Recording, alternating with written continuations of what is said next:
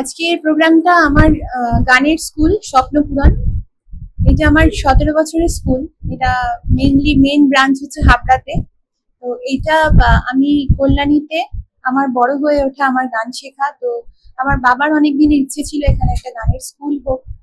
তো এইখানে সেই জন্য আজকে আমরা ঠিক করেছি যে এটার আজকে ইনাগুরেশন ডেট শুরু হলো আজকে। তো খুব ভালো লাগছে। আমি ক্লাস 9-এ যখন পড়ি তখন থেকে টিউশন করি।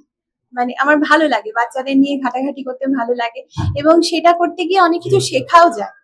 এবং পুরোনো লেসন গুলো যেগুলো আমরা করতে পারি না বা রেওয়াজ করতে পারি না, সেইগুলো আবার শেখাতে গিয়ে সেগুলো আবার একটা রিভিশন হয়, খুব ভালো লাগে সেই জন্য। আর নতুন নতুন ভাবে বাচ্চাদের মধ্যে যে প্রবলেম গুলো থাকে সেইগুলো কি করে ইমপ্রুভ করা যায় সেইটার চেষ্টা, সেটা করতে গিয়ে আমি অনেক কিছু শিখতে পারি।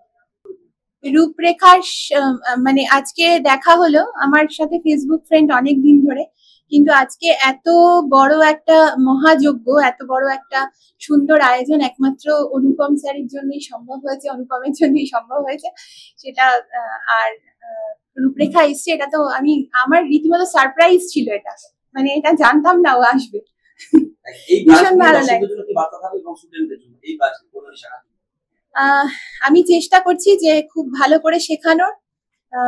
আপনারা আসুন, দেখুন, বুঝুন, তারপরে ভর্তি হন। বলা মানে একটা নতুন কুড়িকে আজকে এখানে জন্ম দেওয়া হলো। একদম সঙ্গীতের পীঠস্থান একটা নতুন ভাবে জন্ম নিল। এর তো পথ চলা অনেক পুরনো, 17 বছরের পুরনো রাখির এই স্কুলটায়। কল্যাণীর এই জায়গাটায় অনেক ভালো ভালো মানুষ থাকেন। আমি একসময় কল্যাণীতে সার্ভিস করে গেছি, তখন সেই সূত্রে 2.5-3 বছর কল্যাণীতে ছিলাম। তখন দেখেছি এখানে ভারতবর্ষ তথা বাঙালি যারা মানে সঙ্গীত বলো সংস্কৃতি বলো তার যারা স্টলওয়ার্ড, তাদের অনেকেই এখানে থাকে, তাদের অনেকের সঙ্গে আমার পরিচয় হয়েছে। তো সেখানে আজকে এই টালমাটাল একটা যুগ, যে যুগে কোনো কিছুতেই বাচ্চারা কনসেন্ট্রেট করতে পারছে না, সে পড়াশোনা হোক, সে খেলা হোক, সঙ্গীত জগৎ হোক, সাহিত্য হোক, সেখানে এরকম একটা স্কুল প্রতিষ্ঠা আমাদের একটা আলোর দিশা দেখায়। কেন সবাই আজকে প্রথমেই বাথরুম সিঙ্গারের মতো কিছুটা গান করে স্টেজে ওঠার একটা চিন্তা ভাবনা করে এবং সেই প্রতিভাটা দুদিনের মধ্যেই হারিয়ে যায়।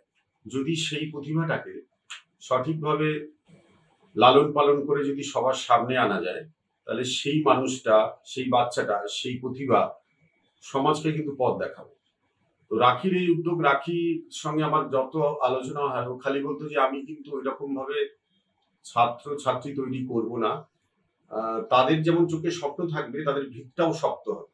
সেই ভিত শক্ত করার জন্য ওর যা ক্লাসিক্যাল বেস, ওর যা সঙ্গীতের নলেজ, সেটা যেমন একটা বাচ্চার মধ্যে ঢেলে দেবে, তেমন সেই বাচ্চাকে একটা দিশা দেখাবে যে তুমি যে কোনো প্ল্যাটফর্মেই যাও, সেই প্ল্যাটফর্মে যাওয়ার জন্য যে গ্রুমিং দরকার, সেই প্ল্যাটফর্মে যাওয়ার জন্য যে প্রচলিত শিক্ষাটা দরকার, সেটা তুমি আমার এখান থেকেই পাবে। কিন্তু ধৈর্য ধরে সেই শিক্ষাটা শিখতে হবে, তার জন্য একটা প্ল্যানিং, সুচারু প্ল্যানিংও করে রেখেছে, সেইভাবেই এগোচ্ছে।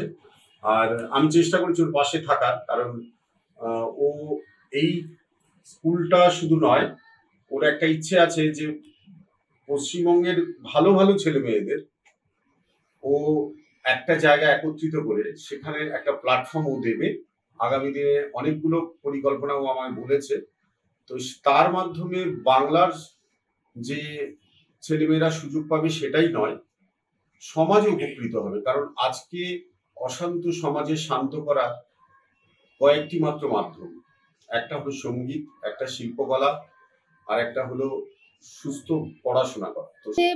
এরকম একটা উদ্যোগ, যেরকম আমি বললাম, ভীষণভাবে ইম্পর্টেন্ট সব জায়গায়। আমি অনেক ধন্যবাদ জানাই সুধীর বাবুকে এবং রাখিকে যে এরকম একটা উদ্যোগ নিয়েছে, এবং আমি চাইবো আগামী দিনে বহু জায়গায়, আরো বেশ কিছু জায়গায় ওরা যদি এরকম ভাবে আরো স্কুল খুলতে পারে, আরো বাচ্চাদের তৈরি করতে পারে, সেটা আমাদের পশ্চিমবঙ্গের উন্নতি, আমাদের দেশের উন্নতি।